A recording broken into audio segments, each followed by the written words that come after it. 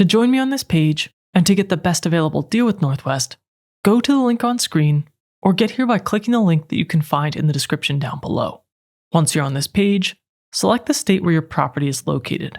For this video, I'll choose Texas. Then, click Get Started. One quick note, Northwest occasionally updates this sign-up flow to give you the best experience. So if your screens look a little bit different than mine, don't worry. The decisions you'll make in this process should be about the same. You'll land on the Formation tab, and across the top, you'll see the full roadmap for what we'll walk through together. The entity type is already set to LLC, and the jurisdiction will show the state that you selected. Below that are your state's filing fee options. Depending on your state, you may see priority options that process your filing fee faster for a higher fee. For Texas, standard processing is already quick at about 2 days, and it's $310. This fee goes to the state, not to Northwest, and you would pay it no matter how you file. Your state's fee will be different, and you'll see it right here on the screen. You'll also see everything that's included at no extra cost, like a domain name, business email, business address, open source website, phone line, and some brand protection. At the very bottom, you'll see an annual compliance note. Northwest reminds you about your state's required reports for free, and if you want them to actually file for you, that service is $100 plus the state's fee, and you can cancel the renewal service at any time.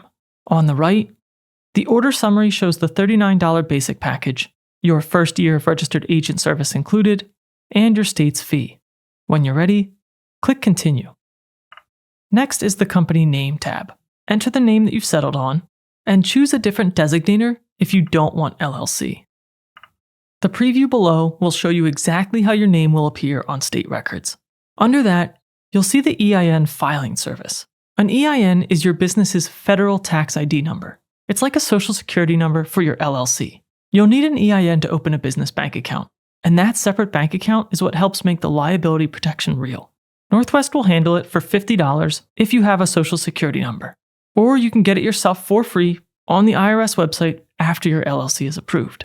If you want to move quickly and make sure it's done correctly, the $50 is worth saving the hassle.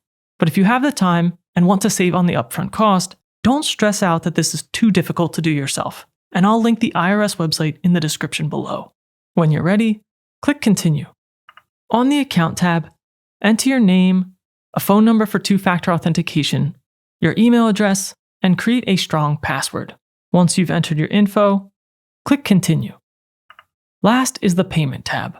Review the order summary on the right-hand side one more time, the basic package, your state's filing fee, and anything else that you chose to add. Then enter your payment info and billing address, and when you're ready, click Submit Order. After you pay, you'll be taken into your Northwest account. That's where you can track your filing status and see the estimated completion date. For Texas, standard processing takes about 2 days, and your state's timing will be shown as a reminder during checkout. After you finish signing up, Northwest will collect the rest of your company details inside of your account. There are a few important things you'll want to finish in there, because they decide how your LLC is set up and how private it stays, your business purpose, your LLC's addresses, and how your LLC is managed. Let's start with the business purpose. This is just a short description of what your LLC does, and 1 or 2 simple sentences is all you need. Something like, the purpose of this business is to own and manage residential rental property. Next are your LLC's addresses. You should see a section to enter the addresses for your state records, and you'll need to set 2 of them, a physical address and a mailing address. The key thing to know is that these are asking for your LLC's address, not your property's address. Your rental property's address doesn't go on the formation paperwork at all. It lives on the deed, which we'll handle later in this video. Whatever address you put on the filing can become part of the public record. For most people, I would use Northwest's registered agent address for both the physical and mailing address. That way your home address won't be on public record. You may also see an option to send copies of legal notices to an attorney. I would turn this on if you have a business attorney, but you can skip it if you don't. Next, you'll want to set how your LLC is managed. Member managed means that the owners run the LLC themselves. And for an owner-landlord, that's the right choice for most people.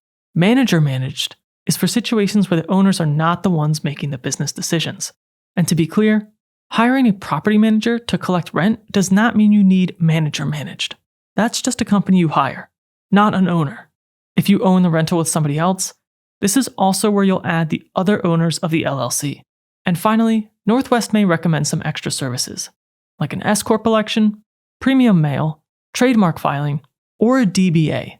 For a rental property, most people likely don't need these extra services.